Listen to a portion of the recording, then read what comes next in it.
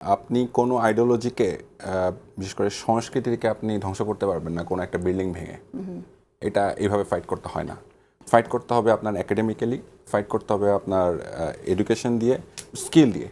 তো আসলে ঘটনা হচ্ছে আমি একটা মতাদর্শ বিশ্বাস করতে নাই পারি, আমার ভিন্নতা থাকতেই পারে, কিন্তু সেটাকে আমি যদি মোকাবেলা করতে চাই তাহলে সেটা করতে হবে বুদ্ধিভিত্তিক। কারণ সংস্কৃতি বিষয়টাই আসলে তাই। এখন সংস্কৃতি আপনি তবলা ভাঙলেন, অনেকগুলো হারমোনিয়াম ভেঙে দিলেন, এটা করলে কি আপনি বাংলাদেশ থেকে সঙ্গীত উঠে ফেলতে পারবেন? এটা তো যাবে না। এখন ঠিক যেমন অনেকগুলো বাউলকে যদি আপনি ধরে মারেন তাহলে কি বাউল সঙ্গীত বাংলাদেশে বন্ধ হয়ে যাবে? বিষয়টা তো তা না। বিষয়টা হচ্ছে আপনি যে সংস্কৃতি চর্চা করতে চান সেই সংস্কৃতিতে আপনি সুস্থভাবে চর্চা করেন না। আপনাকে না করছে কে? আপনাকে তো কেউ না করেন নাই। আপনি কাওয়ালি যদি গেতে চান, আমি কাওয়ালি গেতে চাই, আমি গাবো, কোনো সমস্যা তো নাই। কেউ তো না করে নাই এটাকে। এখন আপা যে বললেন যে কাওয়ালি তো আসলে অনেক রকম প্রসেস, অনেক ধরনের ভিজুয়ালাই হয়, অনেকভাবেই আমরা দেখতে পারি। এখানে অনেক কি বলবো, অসাধারণ সঙ্গীত শিল্পী আছেন যারা ফিমেল। তো সেই সংখ্যাটা কেন কম থাকবে? সেই সংখ্যাটাও থাকতে হবে। পাশাপাশি এখন যদি মেসেজটা থাকে শুধুমাত্র পলিটিক্যাল এজেন্ডাকে বাস্তবায়ন করা, যে আমি শুধুমাত্র একটা পলিটিক্যাল ন্যারেটিভ দিব বলে শুধুমাত্র সংস্কৃতিকে আমি ব্যবহার করছি, তাহলে দিস ইজ রং। কারণ আমি দেখুন, আমি 500 উপরে নাটক নির্মাণ করেছি আমার জীবনে। এখন আমি কি কোনো নাটক এরকম তৈরি করেছি যেখানে আমার নারী চরিত্র নাই? নারী চরিত্র ছাড়া কি আপনি আপনার মায়ের চরিত্র আপনি কাকে দিয়ে করাবেন? একটা পুরুষকে দিয়ে? একটা পুরুষকে দিয়ে সাজাবেন আপনি নারীর চরিত্র? তাহলে আপনি কাকে দিয়ে কি রিপ্লেস করতেছেন? আপনার তো এটা, আপনি তো এইভাবে রিপ্লেস করে করে এইভাবে হবে না। আপনি যেই জিনিসটা করতে পারেন সেটা হচ্ছে অন্যান্য, আমি যদি ধরেন উদাহরণ দিই আপনাকে, ইসলামিক দেশগুলোর উদাহরণ দিই, ধরেন ইরান।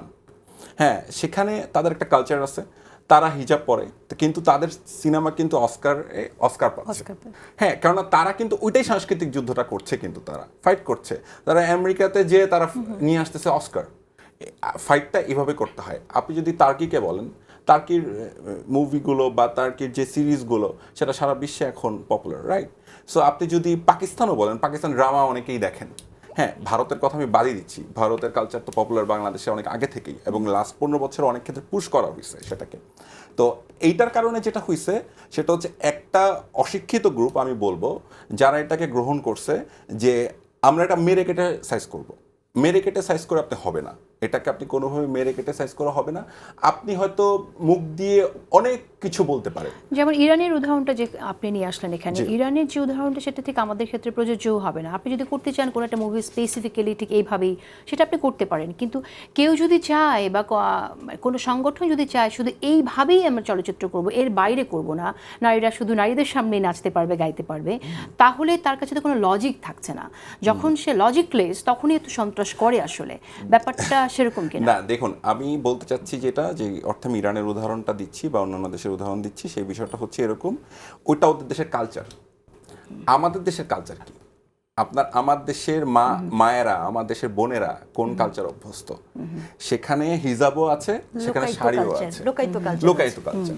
আপনি এখানে কোনো কিছুকেই একদম ডিসকার্ড করে দিতে পারবেন না, যে না তুমি এটা পড়তে পারবা না, তুমি এটা করতে পারবা না, তুমি এটা করতে পারবা না। যার যেটা আছে সে স্বাধীনভাবে। 5ই আগস্ট কেন হয়েছিল? যে আমরা কোন স্পিরিটে 5ই আগস্টের সাথে আমরা একতা প্রকাশ করছি? কেন আমরা গত 15 বছর সারপ্রেস এইখান থেকে বেরোতে চাইছি? কারণ এই ইউনিভার্সিটিগুলোতে, এই অঞ্চলগুলোতে আমরা দেখেছি যে কেউ যদি একটু ইসলামিক মাইন্ডেড হয় তাকে কিভাবে আলাদা করা হয়েছে। তা আপনি যদি সুযোগ পেয়ে একই কাজটা করেন, আপনি একটা জুলুমের শিকার হয়েছেন, এখন আপনি সুযোগ পাইছেন, আপনি জালিম হয়ে যাবেন। আপনি জালিম হতে পারেন না, আপনার জালিম হওয়াটা উচিত না। আপনি যেটা করতে পারেন, আপনি মৌখিকভাবে 1000টা প্রতিবাদ করতে পারেন, আপনি লিখে প্রতিবাদ করতে পারেন। যেমন আমি আমার উদাহরণ দিয়ে বলতেছি যে আমি মৃত্যু পরোয়ানা মাথায় নিয়ে ঘুরতেছি, আমাকে কন্টিনিউয়াসলি থ্রেট করা হইতেছে অনলাইনে। তা আমি প্রতিবাদ করতে পারি কিভাবে? আমি প্রতিবাদ করতে পারি, আমার মনে হলো আমি একটা গালি দিব, আমি দিতে পারি, আমি এটা অধিকার রাখি, কিন্তু আমি কাউকে মারার অধিকার রাখি না। এটা আমি বিলিভ করি। আমি কারো গায়ে হাত তোলার অধিকার রাখি না। এই অধিকার একটা গণতান্ত্রিক দেশে এটা হতে পারে না, অসম্ভব। একটা দেশে একটা আইন আছে, একটা আইনকে আপনাকে শ্রদ্ধা করতে হবে। আর যদি আপনি আইনকে শ্রদ্ধা না করেন তাহলে আপনি সবচেয়ে বড় অ্যানার্কিস্ট। আপনি এটা করতে পারেন না। এই ধ্বংসলীলা, এই ধ্বংসযজ্ঞ দিয়ে আপনি কোনোদিনই কালচারালি আপনি কোনো গেইনিং করতে পারবেন না। এই যে আপনি কি পারলেন, আপনি কি বিল্ডিংগুলো ভেঙে পরের দিন যে পত্রিকা বের হল পারলেন ঠেকাতে? তা আপনি তো এইভাবে পারবেন না। আপনি কি আপনারা কি প্রমাণ করতেছেন? জিনিসটা হলো যেটা, সেটা আমার কাছে মনে হয়েছে যে এইখানে আসলে অনেকগুলো এজেন্ডা ছিল। শুধুমাত্র বিল্ডিংটাকে ভেঙে দেওয়া বা প্রথম আলোতে আগুন লাগানো বা ডেইলি স্টারে আগুন লাগানো বা অন্য দুইটা প্রতিষ্ঠানে আগুন লাগানোর বিষয়টা ছিল না। বিষয়টা ছিল যে যেই মানুষটাকে ব্যবহার করে নাম মানে ওই মৃত্যুর ঘটনাটাকে ব্যবহার করে কাজটা করা হয়েছে ওসমান হাদি ভাইকে, উনি তো এটাতে বিশ্বাসই করতেন না। উনি তো কি বলছিলেন? উনি কিন্তু বলছিলেন যে আপনার প্রথম আলোর সামনে কাজ কি, আপনি 10টা প্রথম আলো বানান। তো এটাই হচ্ছে স্পিরিট। আপনাকে ওই কথাটাই আমরা বারবার আমাদের সবাইকে ইকো করতে হবে, এবং যেই মানুষটা বা যেই পলিটিক্যাল পার্টি আমাদের এই কথার সাথে একমত হবে না, তাদেরকে আপনারা সন্দেহের চোখে দেখেন এবং তারা বাংলাদেশ বিরোধী। কথা শেষ।